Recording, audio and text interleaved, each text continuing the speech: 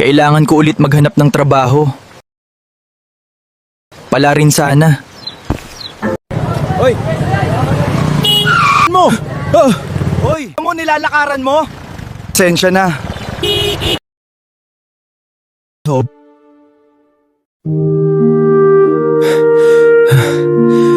Pwede po, makiinom kahit tubig lang.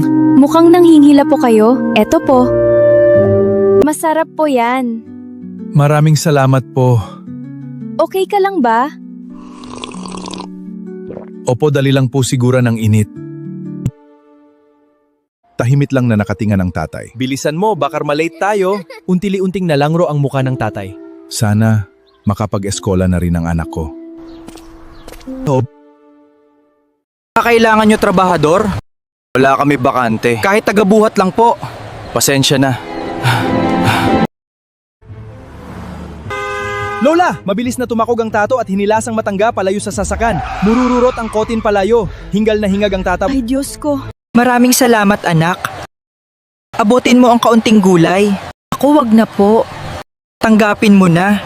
Mabuti kang tao. Kahit papanda, may makakaan kami.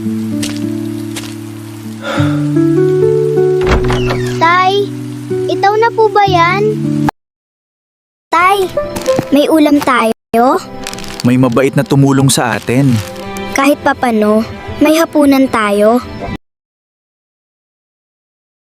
Susubok ulit ako ngayon. Mag-iingat ka, anak.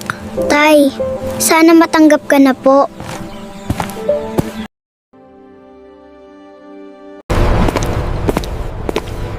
Sir, kamusta po?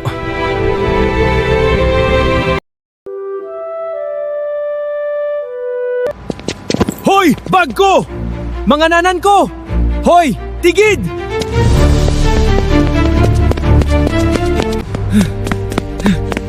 Himinito ka na! Reyna ka na! Hey! Tama na! Sir, eto po bag na mo. Salamat Ramon. Importante ang laman ng bag na yato. Walang anaring sir. Pasensya ka na Ramon. Hunusgahan kita. Kung gusto mo, bumalik ka dito bilang janitor. Maraming salamat po, sir.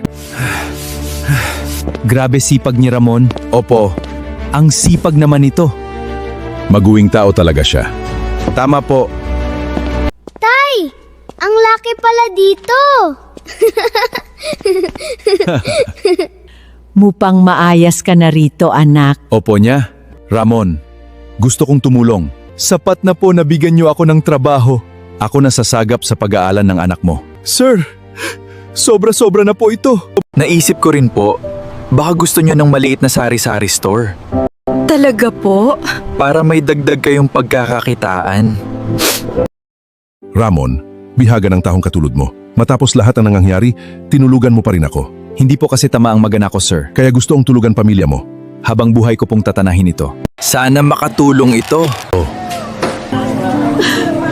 Lola, magtatayo na tayo ng tindahan. Unti-unti na tayong bumabangon. Hindi sukatan ng pagkatao ang yaman. Mas mahalaga pa rin ang sipag, kabutihan at katapatan. Kapag mabuti kang tao, may darating talagang biyaya. Tay, kahit nahiraplan ka, bakit di ka sumuko? Kasi hindi dapat mawala ng pag-aspa. At kahit mahirap ang buhay, huwag gagawa ng masamal. Dapat pumabatit lagi. Oo anak.